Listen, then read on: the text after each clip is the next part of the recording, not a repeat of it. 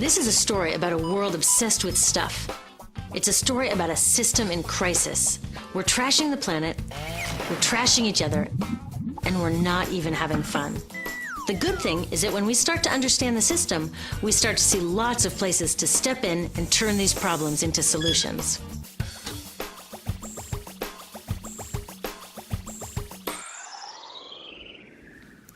Can I tell you, I love my Pantene Pro V.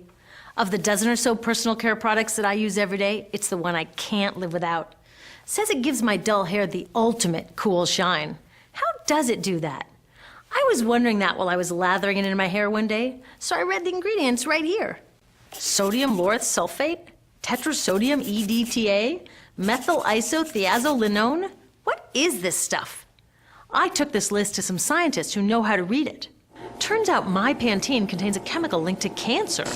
And lots of other products in my bathroom, from sunscreen to lipstick and even baby shampoo, also contain chemicals linked to cancer or other problems like learning disabilities, asthma, and even damaged sperm. Like most parents, I try to keep my family safe. But now I find out my bathroom is a minefield of toxins? What are we supposed to do?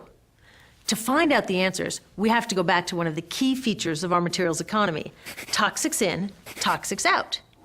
If, at the factory, you pour toxic chemicals into a product, like baby shampoo, you're going to wind up with toxic baby shampoo, and toxics in workers, communities, and, babies.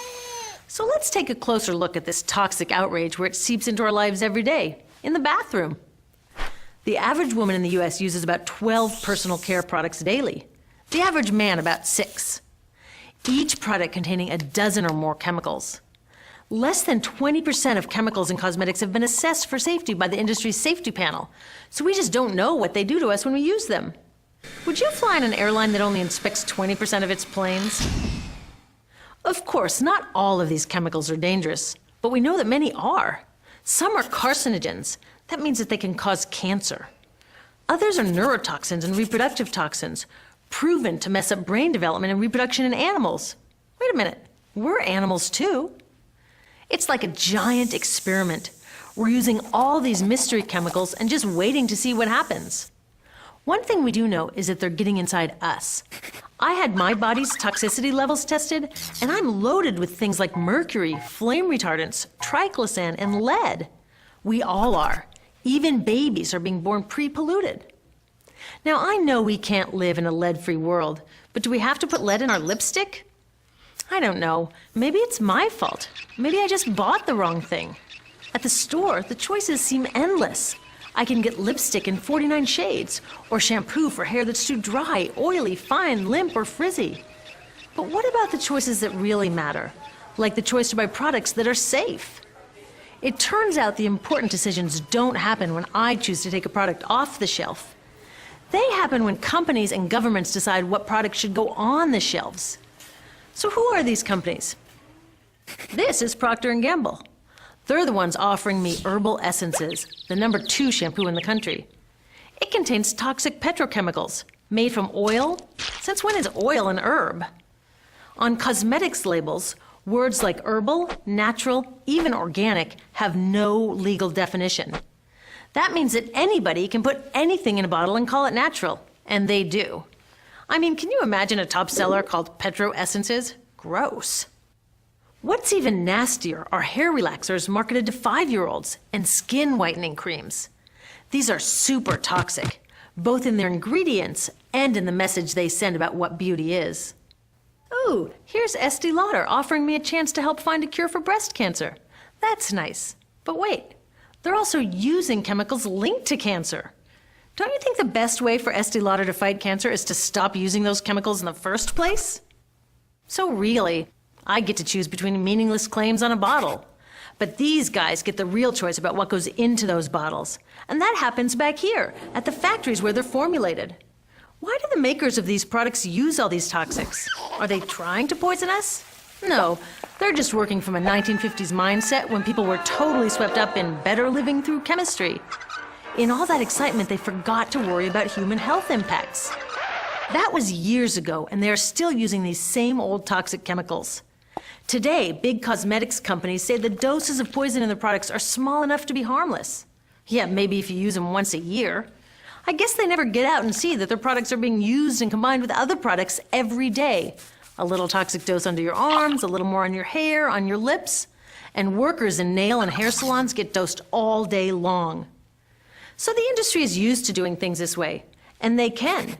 Because even now that scientists have linked the chemicals they're using to all sorts of problems, there are no laws to get rid of them. You're thinking, really? Come on, nobody's making sure that the stuff we smear all over our bodies is safe? Nope. The FDA doesn't even assess the safety of personal care products or their ingredients. Since 1938, they've banned just 8 out of over 12,000 ingredients used in cosmetics. They don't even require that all of the ingredients be listed on the label. Now, this is an example where we can all agree a little more government action would be helpful.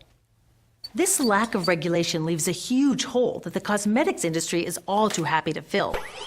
They set up their own committee to self-police their products, and compliance with their recommendations is voluntary.